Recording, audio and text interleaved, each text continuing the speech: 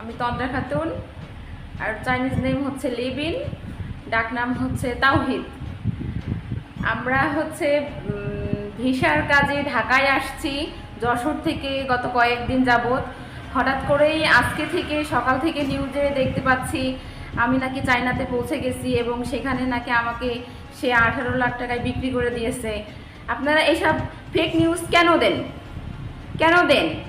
আমরা কয়েকদিন আগেই বিয়ে করেছি, আপনারা জানেন, সবার মাঝে সেটা জানানো হয়েছে, তারপরেও আপনারা কেন এই ধরনের ফেক নিউজ দেন? আপনারা এগুলো দিয়ে আপনাদের কি লাভ? আপনারা যারা এই ধরনের ফেক নিউজ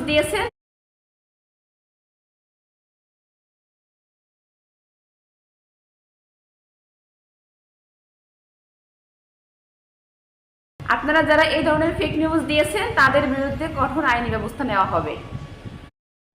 আসসালামু আলাইকুম, আমি তন্দ্রা খাতুন।